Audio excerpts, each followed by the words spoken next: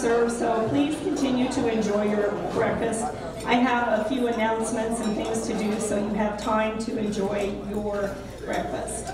I want to welcome you here, and it's such a pleasure. We're always so happy at the Chamber when we reach out to the Governor's office and the Governor accepts our invitation to come to Lake Havasu City. So once again, thank you for being here. I know the Governor has a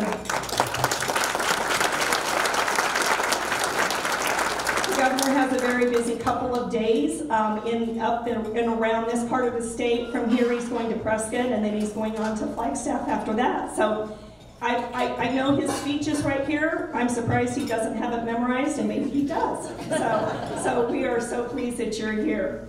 I want to introduce, we have a lot of dignitaries in the audience, and so we are going to go through a list of some amazing people. But before I go any further, I want to recognize the Chamber's Board of Directors. Most of them are sitting right here. They're an amazing group of people that support the Chamber and give us the opportunity to present programs like we're doing today. So thank you all very much.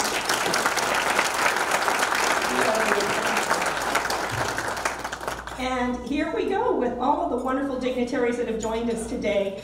Hildy Angus, our District 2 Mojave County Board of Supervisors.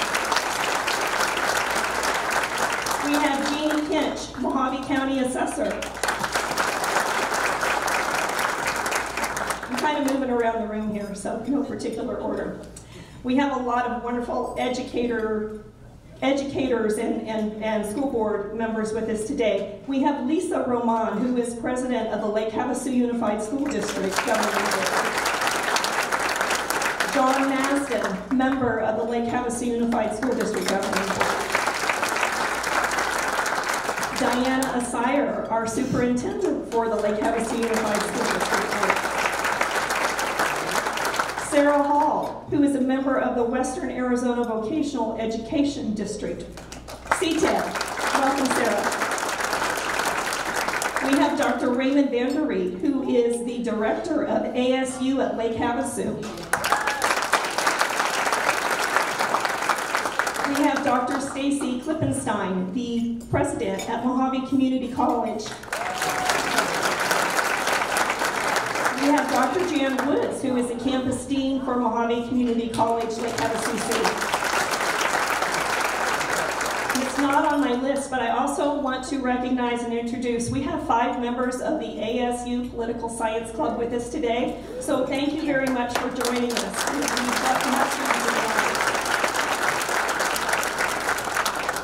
We have Charles Wood, who is chairman of the Chemehueve Indian Tribe. Welcome, Chairman. We have Mayor of the City of Kingman, Jen Miles. Welcome, Mayor Miles. From the Kingman City Council, we have Ken Watkins. And Ron Hogan, who is Kingman City Manager. We have our own very special mayor, Mr. Cal Sheehy. We have Vice Mayor David Lane.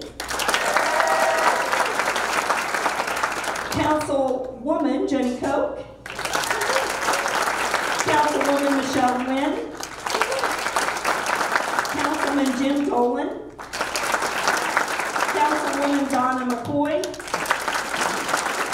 Our city manager here in Lake Havasu City, our friend Jess Knudsen. We have Judge Mitchell Kalale. Welcome, Judge. We have our city attorney, Kelly Gary. Welcome to our city officials. I would also like to welcome Annette Wegman, who is Vice Mayor of Bullhead City. We're almost done. Katie Ward, Business Liaison for Congressman Paul Gosar, is with us today. My good friends and building mates, Terrence Concanon, the CEO of Go Lake Havasu Tourism Bureau. James Gray, Director of the Partnership for Economic Development. Nell Rossetti, who is the Chairman of the Chamber's Governmental Affairs Committee. I would also like to introduce my friend and colleague, Becky Fossen, President of the Kingman Area Chamber of Commerce. And I would like to welcome and introduce the Chairman of the Kingman Chamber, Richard Hamilton. Invariably, I will have forgotten someone, so I'm going to apologize if I've forgotten. But everyone else that's in the audience, you are so important to us too, so welcome and give yourselves a great round of applause.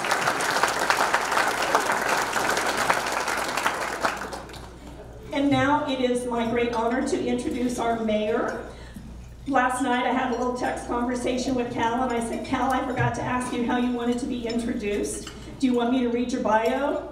Or do you want me to introduce you from the heart? And he said from the heart was good with him. So I have known Cal for a number of years. I think he was, I don't know, like 12 when he first, came to work here. No, seriously, he was in his 20s. But I have watched Cal grow and develop as a leader, and he's done an amazing job as our mayor, and it's just a great honor to introduce him to give you the State of the State address. State of the City address.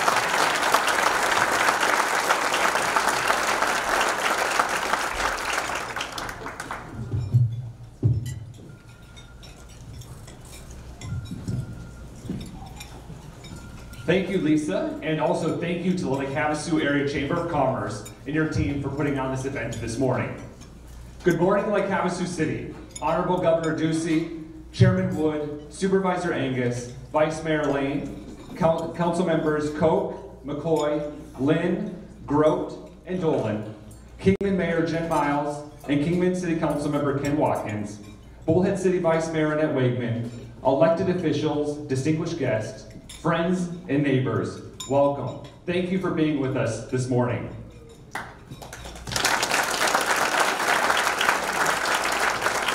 Governor Ducey, I would like to thank you for prioritizing rural Arizona in your State of the State address and in your budget priorities at the beginning of this legislative session. Investments in education, broadband expansion, roads, and infrastructure are important to us, and I thank you for being a champion for all of Arizona.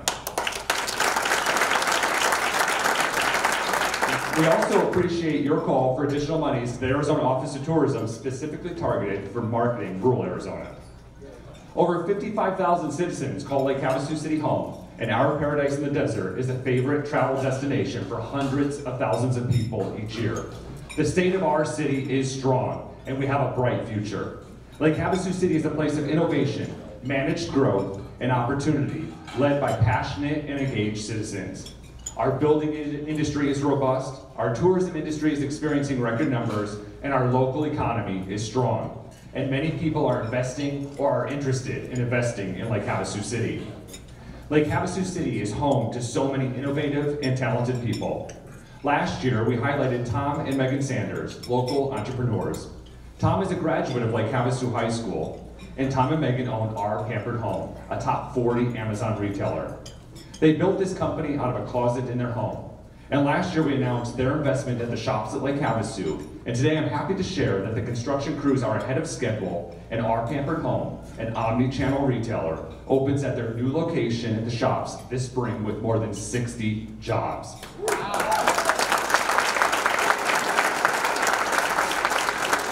Tom and Megan have launched a new venture, Trademark. They are helping other companies scale in the omni-channel space, fueled by the demand in technology-based commerce. Tom and Megan are with us this morning, and I thank you both for your investment in Lake Havasu City. Thank you, Tom and Megan.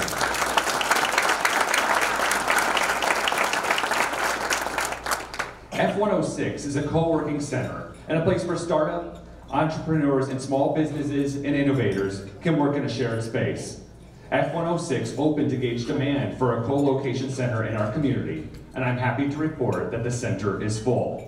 Jonah Silverstein, an 18-year-old Lake Havasu High School graduate, an Eagle Scout, and a current full-time Mojave Community College student, is a studio mate at F106, and his company was born out of a personal need for scuba batteries. Jonah's business assembles scuba-like batteries at F106 and is busier than ever. Jonah, who is also with us this morning, thank you for believing in our vision and investing your talents in our community. Thank you.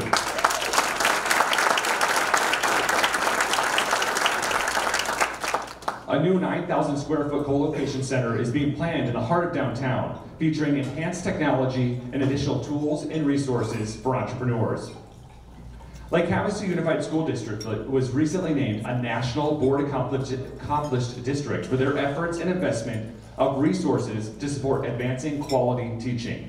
Lake Havasu Unified School District is the first district in the state of Arizona to be recognized, and one of only 92 districts nationwide. Congratulations to the Lake Havasu Unified School Board, board members, Superintendent Diana Sire, administrators, and teachers. Great work. Thank you.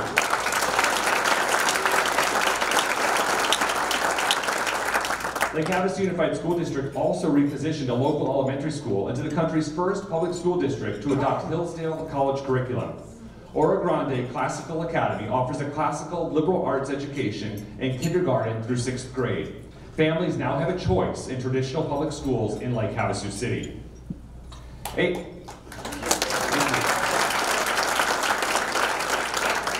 ASU at Lake Havasu remains an integral partner for Lake Havasu City, Mojave County, and the region. ASU at Lake Havasu announced an investment in Lake Havasu City to expand the number of dorms available for students this coming year. We continue to work with ASU to increase enrollment and to develop strategies to increase exposure of ASU at Lake Havasu. Students earn a prestigious degree from the #1 university in the United States for innovation and top 10 for patents in the world on a campus with beautiful views of Lake Havasu, and top educators in a small classroom environment with lower tuition. ASU is an important partner for our region to achieve our bold economic development goals and to be sustainable for our future. Mojave Community College is a trusted partner serving Mojave County residents for nearly 50 years. MCC is our region's #1 partner for job readiness and training. MCC offers over 80 degree and certificate options in over 40 programs. MCC supplies our medical industry with nurses, surgical techs, physical therapy assistants, radiology techs, dental hygienists, and others.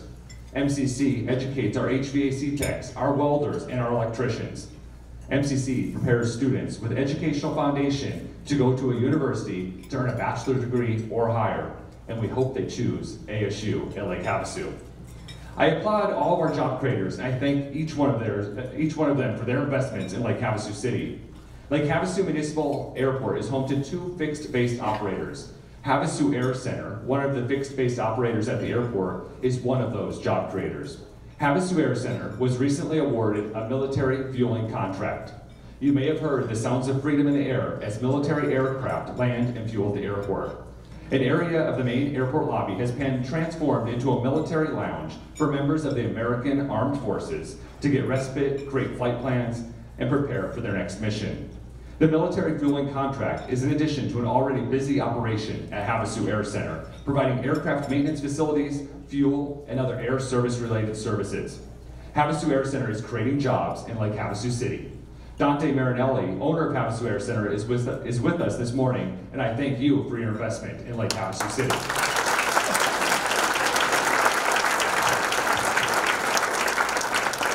We will see the opening of Arizona's newest state park this year, Havasu Riviera State Park.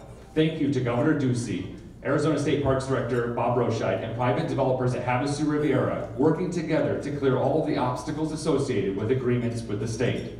This public-private partnership with Lake Havasu City, Arizona State Parks, and the developers of Havasu Riviera paves the way for Lake Havasu City's newest neighborhood, a mainland boat launch facility, and will have an economic impact to our community of $1 billion at build-out.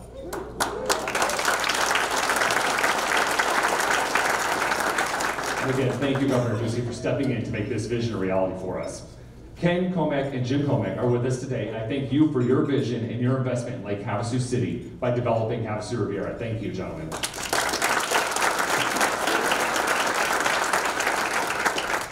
A very important project in our downtown is the Catalyst Project. The city purchased premier land downtown, and a public-private partnership will create a downtown gathering place in a park-like setting, augmented by private investment in the area, creating high-density uses that drives more activity to the downtown. This Catalyst Project will be an example for other landowners and businesses in the downtown to see the possibilities. We remain committed to finding the right partners, and I remain very confident in this project. Lake Havasu City is working hard to address our dire need for workforce housing solutions. Our role is to bring partners together that can supply workforce housing alternatives and inventory for our community. There is a strong need for creative housing solutions for citizens that are teachers, police officers, nurses, and others. The Partnership for Economic Development is hosting a summit this spring to help us address this issue. Many of our citizens are struggling with the impacts of short-term rentals. Impacts include noise, trash, and conversion of long-term rentals into short-term rentals and others. Although short-term rentals play an important role in our market and have always been an option for visitors, a state law passed by the state legislature in 2016 created a unique problem, limiting our ability to properly manage short-term rentals. Lake Havasu City adopted an ordinance in 2014 that addressed short-term rentals from all perspectives, and it worked. It allowed for peaceful enjoyment of neighbors while still providing opportunities for homeowners to rent their vacation home or second home. But the 2016 state law preempted our 2014 law, making it invalid. The legislature passed a bill last year that gave us the ability to govern a little bit in Lake Havasu City, but it's not enough. We are working diligently with the legislature to pass common sense legislation that gives local control, and I appreciate Governor Ducey's willingness to consider legislation that gives communities across Arizona some relief.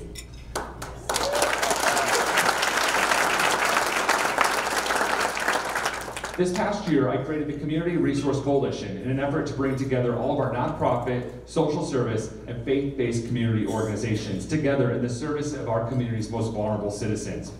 Over 100 organizations in our community meet several times a year to share best practices, collaborate, and identify opportunities to create solutions for members of our community that struggle with literacy, medical needs, hunger, shelter, job readiness, mental health, education, end-of-life care, and others.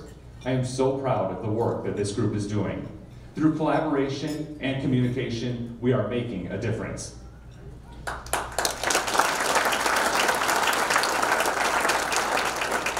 Lake Havasu City Police Department has always been an organization that we as a community can be proud of.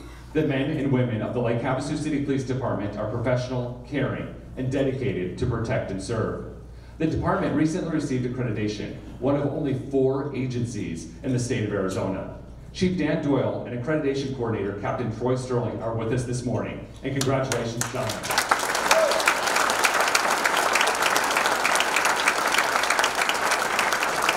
And congratulations to the entire Lake Havasu City Police Department. Lake Havasu City has so many great things happening, from our world-class special events and our First Friday community gatherings, to our Havasu Memorial Walkway project featuring 76 moments of freedom, and to the reimagined mall redevelopment. Lake Havasu City's future is bright. Lake Havasu City continues to take a common sense approach to tackling our challenges, and we always find ways to move forward. We will invest in innovation, quality of life, the Downtown Catalyst Project, jobs, and programming and activities for children and families.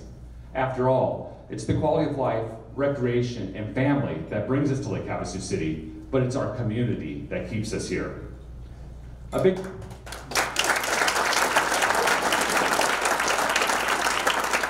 thank you to Governor Ducey for joining us in Mojave County. We appreciate and are fortunate to have a governor that represents the interests of the entire state of Arizona. We appreciate you visiting rural Arizona and being part of the solutions that allow us to prosper. And to the citizens of Lake Havasu City, it is my honor to serve you as mayor. Thank you for your continued support, and I'm grateful for the opportunity to serve our citizens of this great city. I am proud to report that the state of Lake Havasu City is strong. Lake Havasu City is a place of innovation, managed growth, and opportunity. Our citizens are engaged and community-minded, and together we will move Lake Havasu City forward. Thank you.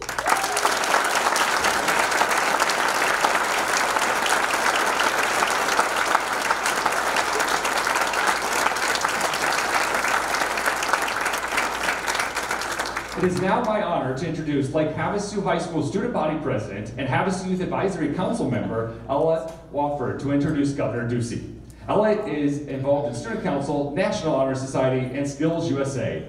In 2016 and 2018, she was part of the Center for the Future of Arizona's Democracy competition, where her council aided in the mitigation of teacher retention and mental health awareness in Lake Havasu City. Ella plans on attending undergraduate university to obtain a degree in international relations. Ella.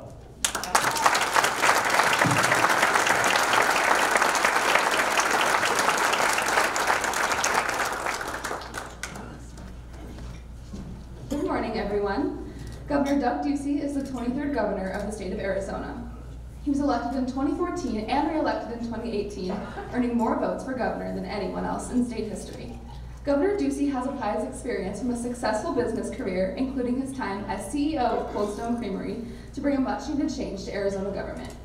From day one, the Ducey administration has made it a priority to make Arizona a land of opportunity for all, and the results speak for themselves. When the governor took office, the state had a $1 billion budget deficit and struggled to recover from the Great Recession. Today, the state budget is balanced with a $1 billion surplus and $1 billion in the rainy day fund. Business is thriving, and Arizona is one of the fastest growing states in the nation. Ladies and gentlemen, please welcome Governor Doug Ducey.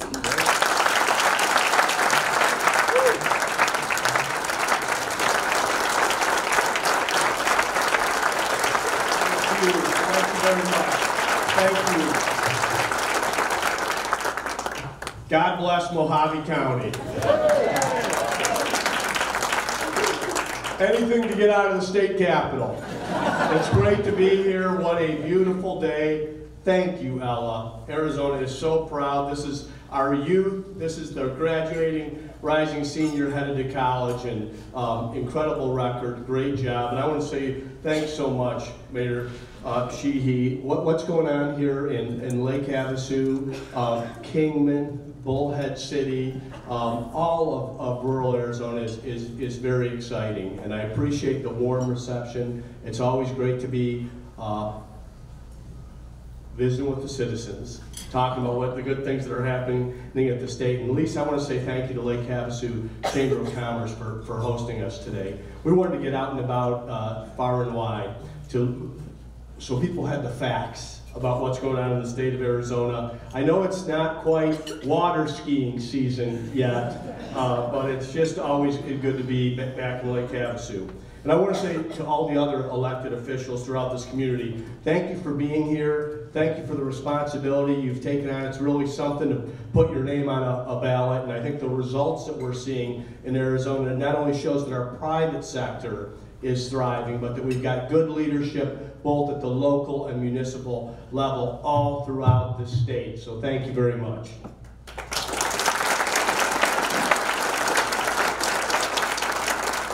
So tomorrow marks the 108th birthday celebration of the state of Arizona. We're the youngest state in the lowest 48, and I think still the newest and most innovative. And I'm proud to report to you that the state of our state is strong, and the good news is it's only getting better.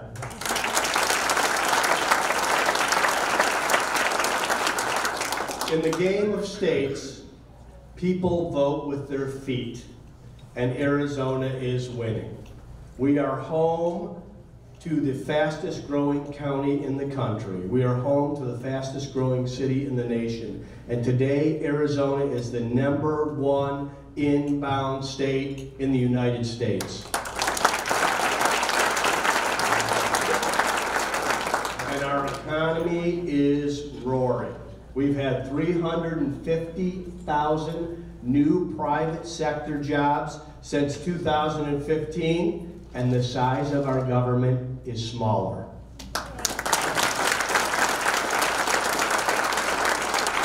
I want you to know that this community played a significant role in the economic growth.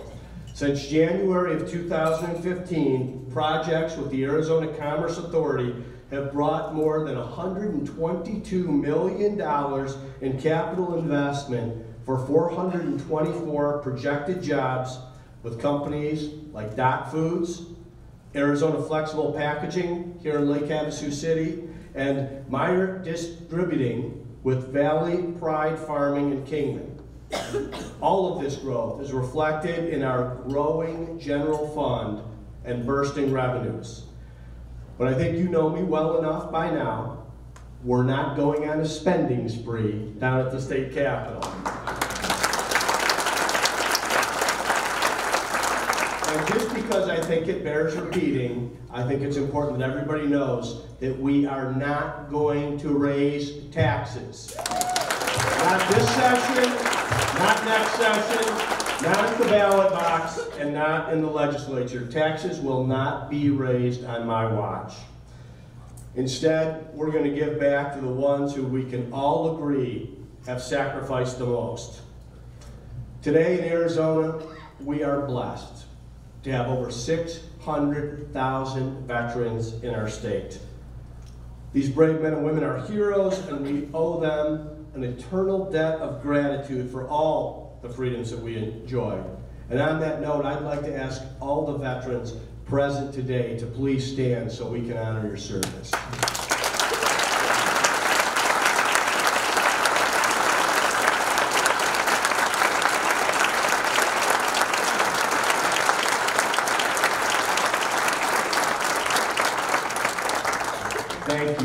Thank you very much. We know once we're retired, our vets continue to give back.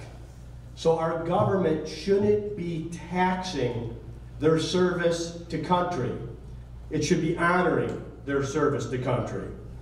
And we have a goal. We want to make Arizona home base for veterans everywhere in this country, from New York State to California. And our budget is going to do that by eliminating all state income taxes on veterans' military pensions once and for all.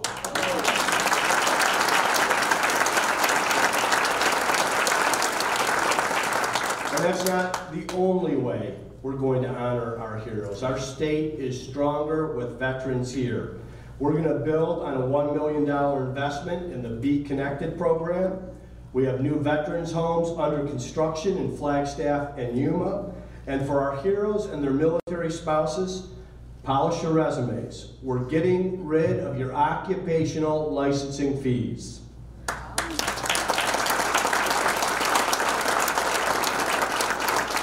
And on the topic of government reform, we've been on a blitz to get rid of burdensome regulations in the private sector. I just came back from Washington, D.C., had a meeting at the White House with President Trump and Vice President Pence, and President Trump was bragging on the good work they're doing in the federal government, and he pointed out Arizona by name in the East Room to congratulate us. We have, since 2017, eliminated 2,289 rules and regulations, wiped them off the books. That's the equivalent of a $134 million tax cut without costing the general fund 1 penny.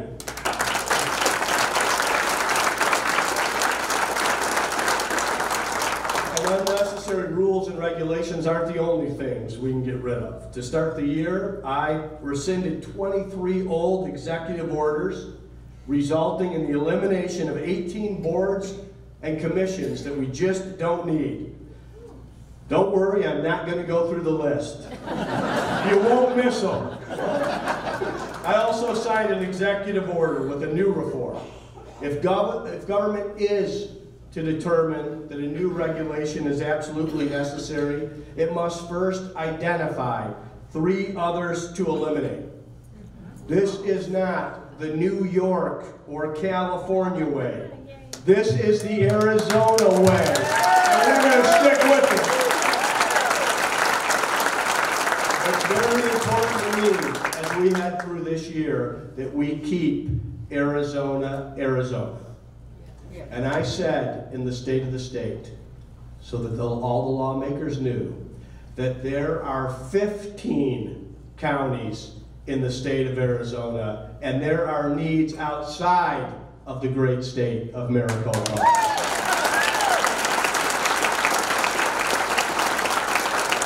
And that this budget will focus on rural Arizona.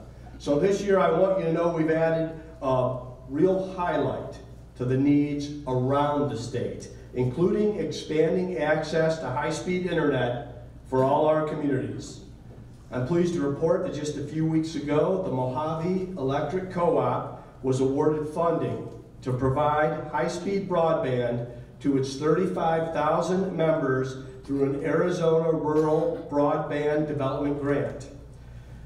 This year's budget will triple our investment in rural broadband grants to get all of rural Arizona logged on.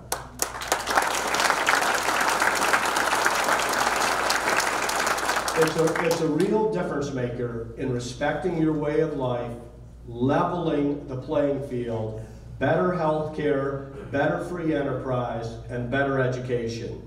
So in addition to that, we're going to invest $50 million to install smart highway corridors, including along Interstate 40.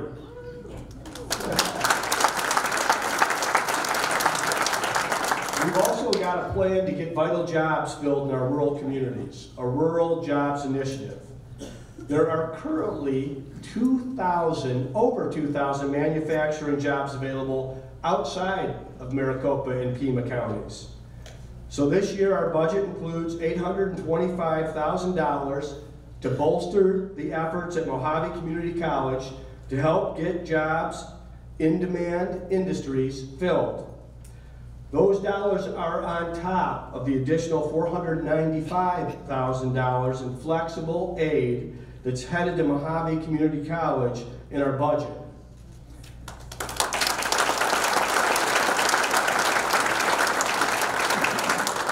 And I want to touch on something else that this community does better than anyone else in the nation, and that's water. Last year we passed the Drought Contingency Plan. It was the most comprehensive water reform in 40 years since the 1980 Groundwater Management Act. And once again, I want to thank everyone for their work, cooperation, and commitment on this historic achievement. So a special shout out to Representative Regina Cobb, Dennis Patch, the chairman of the Colorado River Indian Tribes, Luis Wakimoto, Maureen George, Jamie Kelly, and everyone involved in getting that passed and approved by our federal government.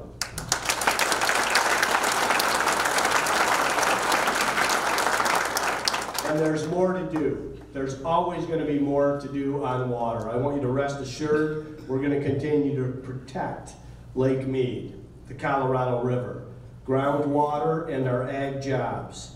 We shouldn't be dealing with this issue one generation at a time. We need a strategic, ongoing, and focused effort to turn Arizona into the international capital on water innovation.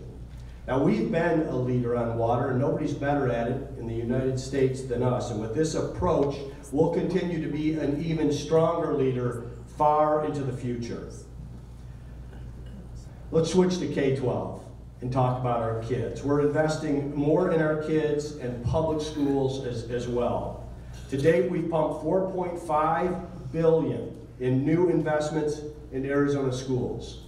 And with our latest budget, that number will rise to $6.6 billion. And we've done all of this without raising taxes.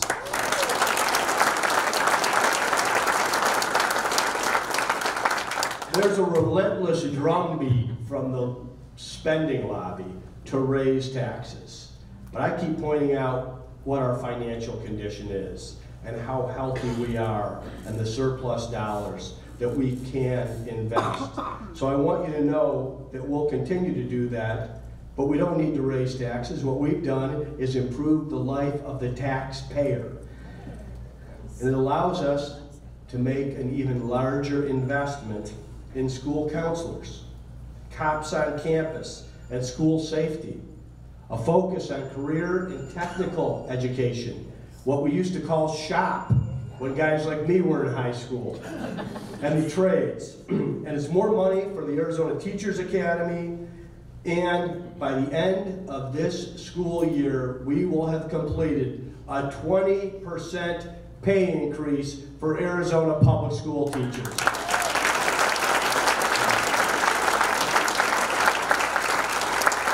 On that note, I want to thank the school districts and the superintendents here in Mojave County who have provided these raises and more for their teachers. With that good work, they make the biggest difference in the future of our state. Something that's very important to me, I think you know that Arizona was the first state in the nation to pass the American Civics Act. It was the first law that I signed as governor, so that Arizona students have to pass the same civics exam that a new American has to pass upon being naturalized as a citizen.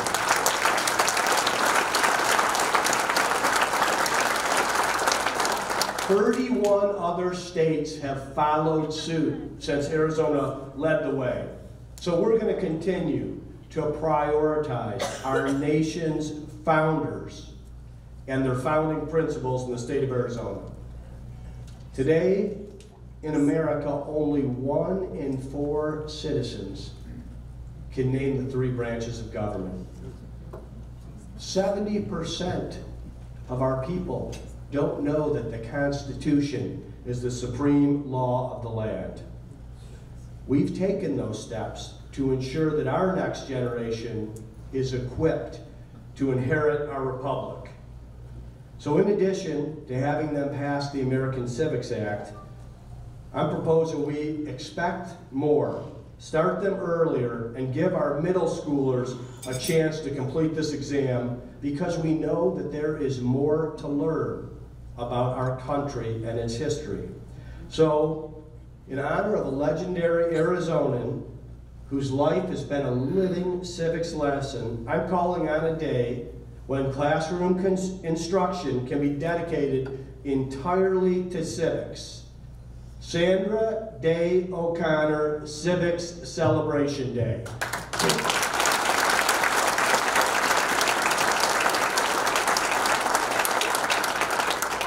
And while people are fleeing bad policies in other states, they're flocking to the state of Arizona, where we do things differently. We call it the Arizona way. Here we believe in opportunity for all. We believe in the dignity of every individual.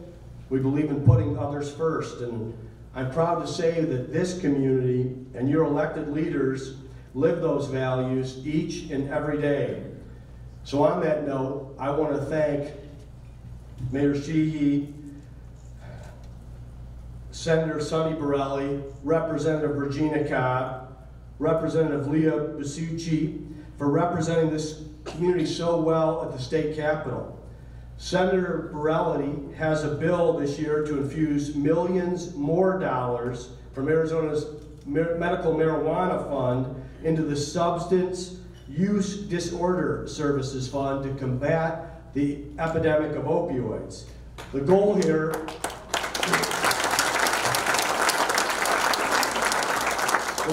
is to get people clean so that they can live productive lives, and we're going to make it happen in this legislative session.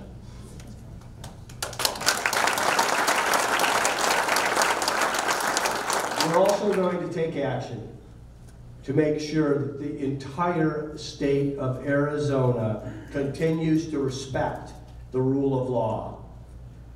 Last fall, you may have read about a troubling proposal to defy federal law in the city of Tucson.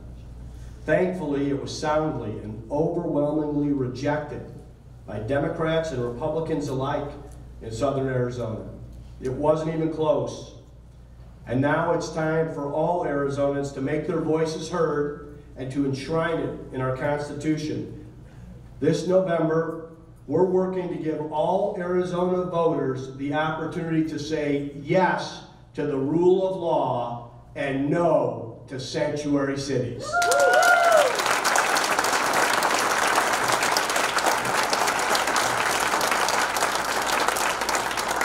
From our veterans to our teachers, business people, to the moms, dads, and families, Mojave County is doing the work that makes Arizona proud and is an example to this nation. So please keep up the great work. The Arizona way begins in Mojave County. Thank you, and God bless.